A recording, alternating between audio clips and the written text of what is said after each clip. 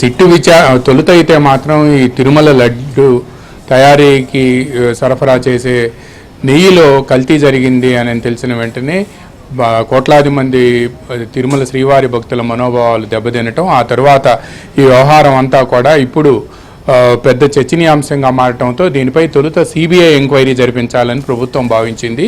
అయితే CBI enquiry వలన అంటే నెయ్యి సరఫరా చేసిన వాళ్ళు తమిళనాడులో ఉన్నారు.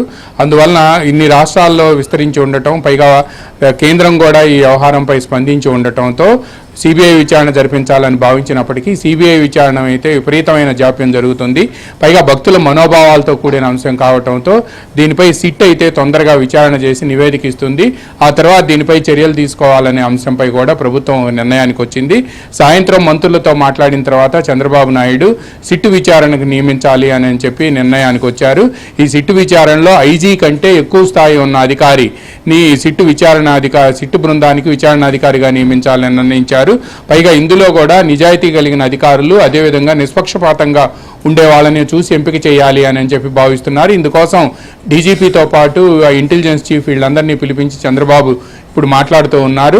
చంద్రబాబు నాయుడు వీళ్ళందరితో మాట్లాడిన తర్వాత పైగా ఆ సిట్టు బృందంలో కూడా ఎవరెవరు ఉండాలి అనే అంశానికి సంబంధించి కూడా తనకు ఉన్న ఆఫీసర్లలో ఎవరైతే నిజాయితీగా, నిబద్ధతగా, నిష్పక్షపాతంగా ఉంటారో వాళ్ళ పేర్లు ఇవ్వాలి అని చెప్పి చంద్రబాబు ఉన్నతాధికారులను ఆదేశించారు.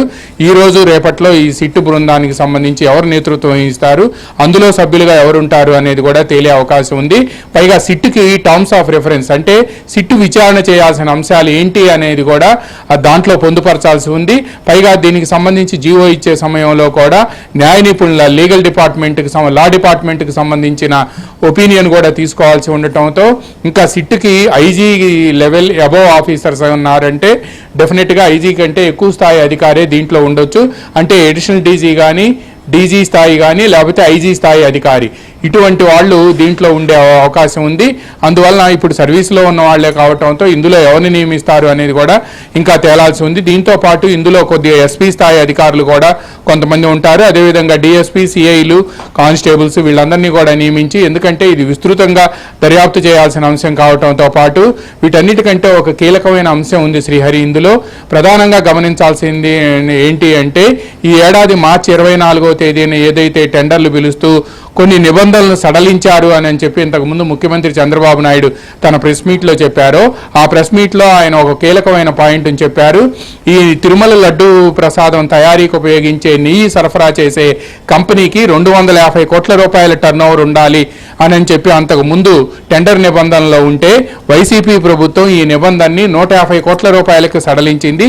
అసలు మొత్తంగా ఆ టెండర్లో ఏదైతే ప్రొక్యూర్మెంట్ ఉందో, నెయ్యి ప్రొక్యూర్మెంట్, ఆ ప్రొక్యూర్మెంట్ విలువే 200 కోట్ల రూపాయలు ఉంటే దానికి సరఫరా చేసే సంస్థ టర్నోవర్ 150 కోట్ల రూపాయలు అని పెట్టడం అంటే తమకు కావాల్సిన వ్యక్తులకి ఈ టెండర్ ఇవ్వటం కోసమే ఆ టెండర్ నిబంధనని 250 కోట్ల రూపాయల నుంచి 150 కోట్ల రూపాయలకు కుదించారు అనేది కూడా బహిరంగ రహస్యం అనేది కూడా చాలామంది ఆ టెండర్ నిబంధనలు తెలిసిన వాళ్ళంతా కూడా కాంట్రాక్టర్స్ కానీ, లేకపోతే ఈ నెయ్యి సరఫరా చేసే తిరుమల ప్రసాదాలకి ఈ టెండర్ ఎవరైతే వెండార్స్ ఉంటారో వాళ్ళందరూ కూడా చెప్తున్నారు, టెండర్ నిబంధనలో ఈ ఒక్క నిబంధనని మార్చడం వల్లనే ఇప్పుడు ఏదైతే మనం కల్తీ నెయ్యి వచ్చింది, లేకపోతే దాంట్లో ఫ్యాట్ కంటెంట్స్ ఉన్నాయి అని చెప్పి, జంతువుల ఫ్యాట్ కంటెంట్స్ ఉన్నాయి అని చెప్పి మనం భావిస్తున్నాము, ఆ నిబంధనని సడలించారు అని అంటే తమకు కావాల్సిన కంపెనీకి టెండర్ ఇచ్చేందుకే 250 కోట్ల రూపాయల నుంచి 150 కోట్ల రూపాయల టర్నోవర్కి ఆ నిబంధనని సడలించారు అనేది కూడా మనకు స్పష్టంగా అర్థమైపోతుంది. ఇది కేవలం ఇది ఒక్కటి మచ్చుతునకు మాత్రమే, ఇంకా టెండర్ నిబంధనలను చాలా సడలించారు. ఈ సడలించిన దాంట్లో ప్రధానమైన నిబంధన ఏంటంటే 250 కోట్ల రూపాయల నుంచి 150 కోట్ల రూపాయలు కుదించడం, అంటే తమకు కావాల్సిన వాళ్ళకి ఇవ్వటం కోసమే ఈ విధంగా టెండర్ నిబంధనలన్నింటినీ కూడా సడలించారు అనేది కూడా విస్తృతంగా ప్రచారం జరుగుతుంది. బట్ సిట్టు వీటన్నిటిని కూడా వెలుగులోకి తీసుకురావాల్సి ఉంది. కర్ణాటకలో నంది నెయ్యి అనేది ప్రసిద్ధమైన నెయ్యి, ఆంధ్రప్రదేశ్లో సంగం నెయ్యి కానీ, విజయ డైరీ నెయ్యి కానీ ఎటువంటి ప్రాసెస్తో ఉందో, సంగం డైరీ ప్రోడక్ట్స్ కానీ, విజయ డైరీ ప్రోడక్ట్స్ కానీ ఎటువంటి వాల్యూ కన్జ్యూమర్స్ ఇస్తారో కర్ణాటకలో నంది నెయ్యి కూడా అటువంటి ప్రాధాన్యత అక్కడ ఇస్తారు. ఈ నంది నెయ్యి సరఫరా చేసేటప్పుడు కూడా ప్రతి ట్యాంకర్ని పరిశీలించినట్టే నంది నెయ్యిని కూడా పరిశీలిస్తారు. బట్ అంతకుముందు ఏదైతే నెయ్యి సరఫరా అయిందో ఏఎంఆర్ అనే సంస్థకు సంబంధించి ఆ సంస్థ సరఫరా చేసే నెయ్యిలోనే సబ్స్టాండర్డ్గా ఉంది, అడల్ట్రేషన్ ఉంది అని తెలియటంతో రిజెక్ట్ చేశారు.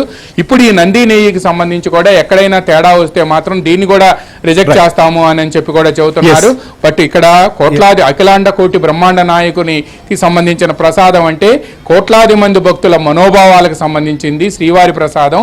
అటువంటి ప్రసాదంలో లడ్డు తయారీలో కల్తీ నెయ్యి వచ్చింది అని అంటే కోట్లాది మంది భక్తుల మనోభావాలు, ఏడుకొండల వాడిని కొలిచే భక్తుల మనోభావాలు దెబ్బతిన్నాయి అనేది కూడా హిందూ సంస్థలు, హిందూ సంఘాలన్నీ కూడా పెద్ద ఎత్తున ఆందోళన వ్యక్తం చేస్తున్నాయి.